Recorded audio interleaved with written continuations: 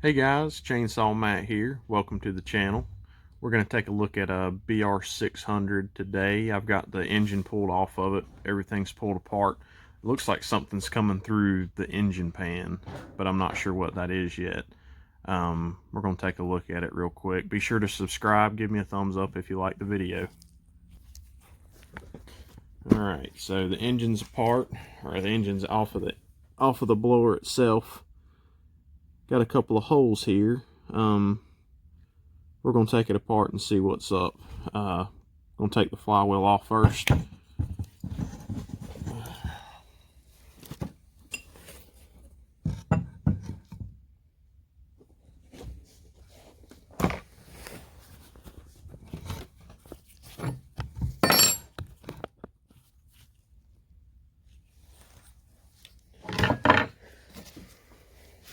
Got your piston block here. Put that part number in there for you so you can order it from your local dealer if you need one. Just screws right in the spark plug hole here.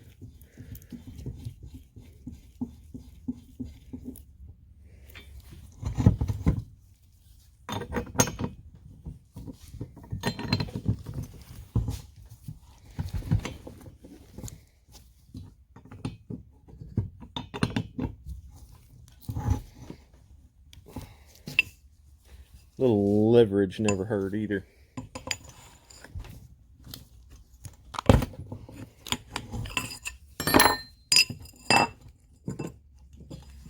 So what I typically do when I take the flywheel off, you have to take this nut off first before you pull that engine pan off, because if you do, then you have no way of keeping the engine from turning over to get the nut off. Once the engine's apart, you just tap on the back side of the flywheel here and it'll come off.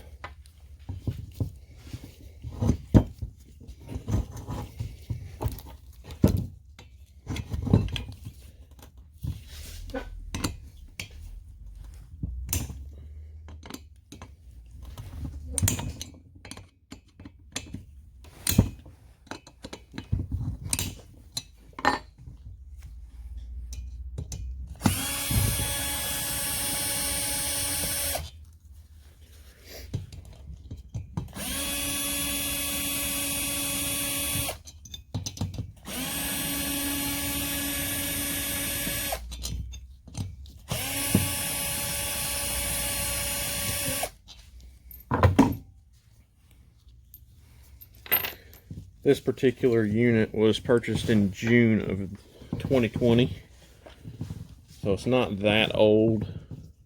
It is professionally used, so it gets a lot of time on it, I'm sure.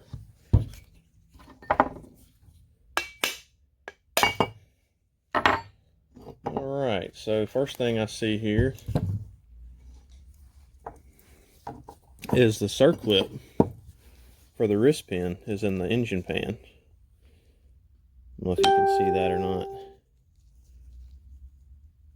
Lots of oil down in there.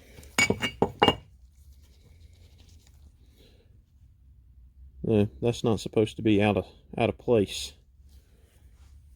We got lots of metal in the bottom here. It's not looking good. Lots of metal.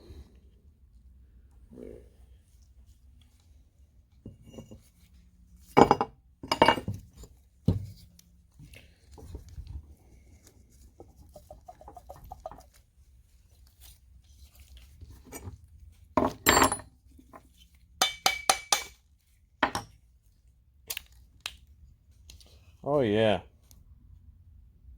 lots of damage. Piston's actually got a big chunk missing out of it. It's not good.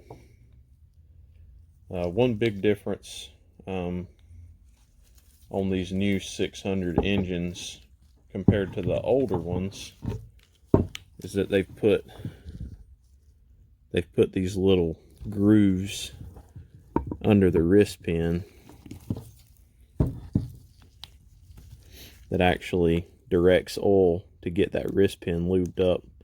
They had a few issues, not a lot, with the wrist pin seizing, and felt like the unit was just locked up, like the piston was seized in the cylinder. And what it was is the piston, the wrist pin, was frozen solid, so it had no way to move. The piston wouldn't rotate, so it just stuck. I see more main bearing problems than I do problems like this. This is kind of rare. Bearings feel good, nice and smooth. Connecting rod bearing down here looks good. It almost looks like this could just be from maybe the piston itself. Let's see.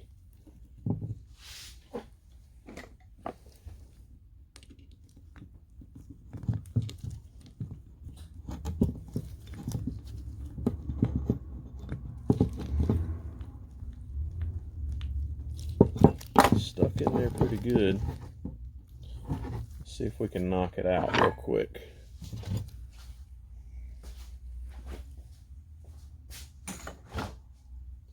So the best thing that I've found to knock these wrist pins out is just a regular wrench like what the machine comes with. It sits right inside, and it's small enough to go all the way through the hole.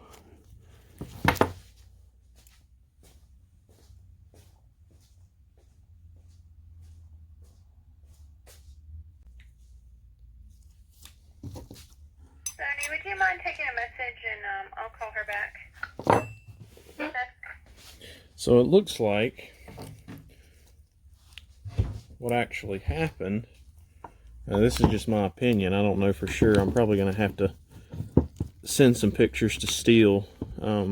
This will most likely be a short block replacement under warranty. They'll basically replace, they'll send me an engine. Doesn't include the ignition coil, the intake boot, impulse line, flywheel, basically just the engine.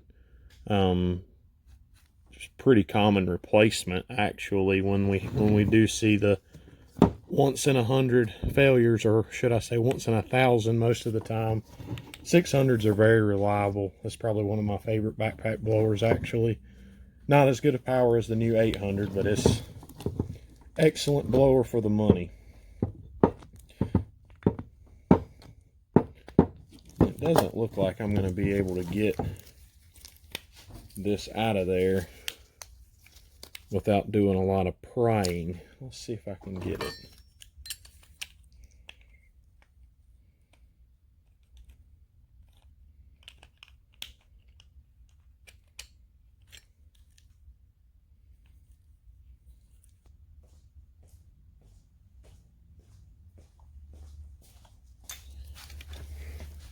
Alright, so I got it off of there. It looks like this actually doesn't have, these don't have needle cage bearings for the wrist pin bearing itself. Looks to be fairly loose. It goes in and out of there like it should. So it's very possible, very possible that the engine, the piston itself inside the engine actually broke and caused this clip, this circlip to come out, or vice versa. The clip could have came out of position for whatever reason, and destroyed the piston. I mean, look at that piston. That's a big chunk missing out of it. Let's see if we can find that chunk.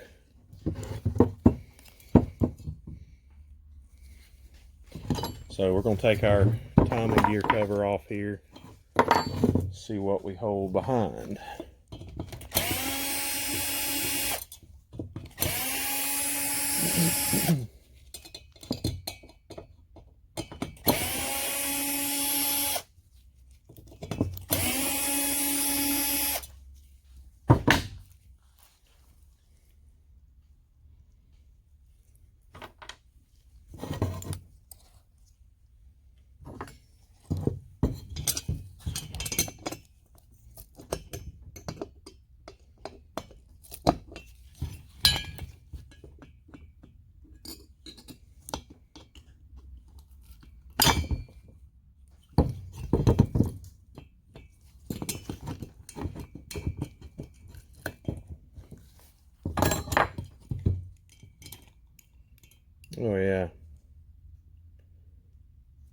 Big problems here.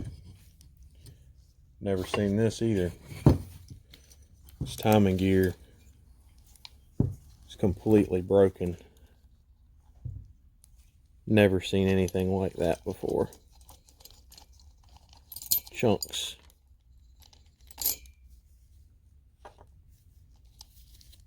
Got your push rods. Get all this good stuff out of there. It looks like the chunk of the piston that's missing is actually basically just not disintegrated, but it's chopped up, chipped up. Got a little bit down here in the bottom of that, in the corner.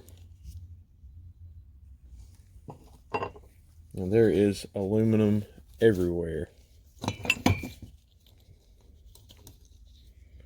That's what's left of the timing gear.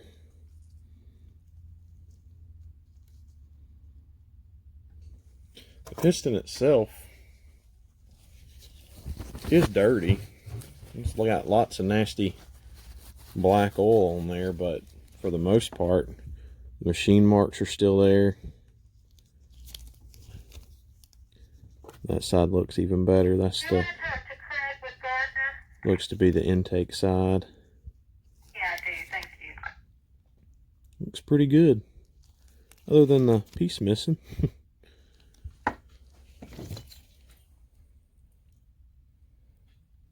So yeah, looks like maybe a cracked piston that led to the self-destruction of the rest of the engine.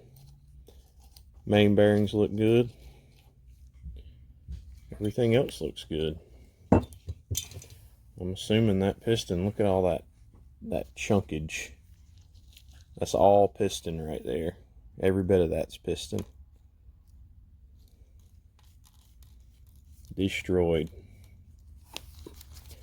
Well, I don't have to get approval for this to replace the engine through warranty, but I typically like to send pictures of everything. I think the guys at Stihl, they can use this kind of information for training. Just showing guys, you know, what to look for. This is what happened on one of the newer engines as well. These are not known for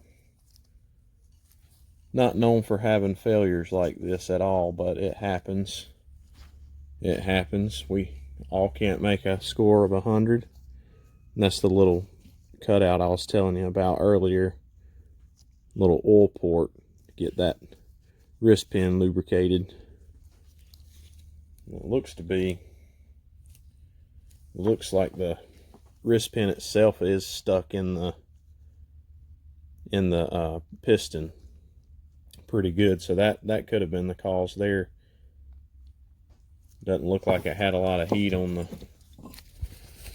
connecting rod though. It's a little bluey. And it did have to get hot at some point, but connecting rod looks pretty good.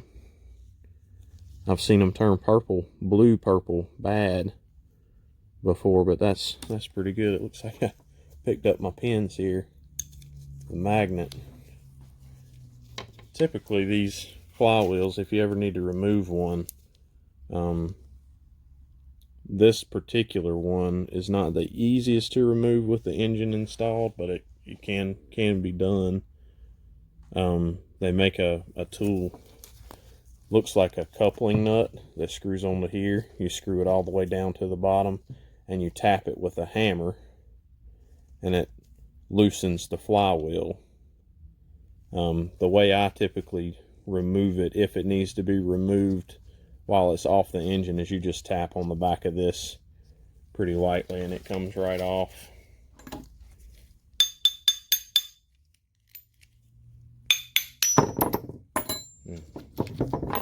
Pops right off. Keyway looks good in there.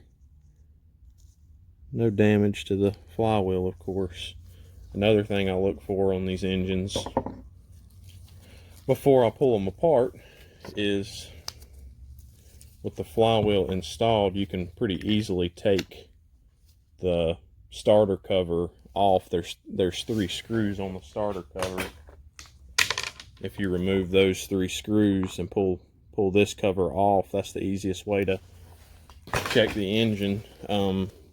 Biggest issue I see, it all has to do with time, how long these engines run. Because I mean, you think a landscaper that's blowing leaves for 8 hours a day, 10 days is 80 hours plus, and these engines are probably good for around 1,000 if you take care of them. If you don't, they're not going to last that long.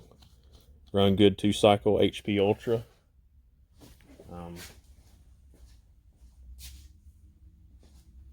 This is a pretty big jug here, but this is the oil that I recommend.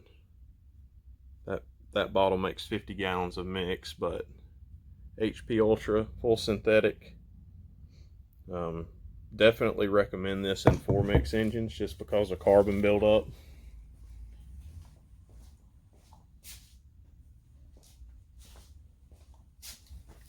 Alright, well, we're going to take some pictures and contact Stihl, see what happens there. And one thing I did just notice, of course this is probably from all the aluminum down, that gear that turns the timing gear itself has got some chunks missing out of it there. Pretty good right there. It's a big chunk. I don't think that would have had anything to do with it, but overall that cog looks pretty good, except for that one spot. And that could be where the big part of the piston got in there. You'd think it would damage of course it did damage it, chopped it up pretty good, but pretty simple. What you want to check for when you pull this starter cover off is lift the flywheel up and down. Let's see where we at. There we go. So you pull that starter cover off, grab a hold of the flywheel and pick this up and down, and that'll tell you if you've got bearing issues. And a lot of times what we see with these engines is they run them so long and they get so much time on them, they get carbon buildup up inside the head, and so much on top of the piston that one there's got a lot of carbon buildup on top. But what happens is the carbon from the top of the piston is touching the top of the cylinder when it goes up. So after it's doing that hundreds of thousands of times, it basically blows the bottom engine pan out, or vibrates these screws out. I see that happen a lot too. The screws will work their way out just because of all the vibration it's getting. I've seen these engine pans break, snap, crack here. It's not the most common, but it does happen. You run non-ethanol and good synthetic 2-cycle oil, and you shouldn't have issues with carbon buildup at all, and run at full speed as much as possible. Well, that timing gear, it's broken perfect. Look at that. It goes right back together. Alright, thanks for watching, guys. Be sure and subscribe. More videos like this to come. Thank you.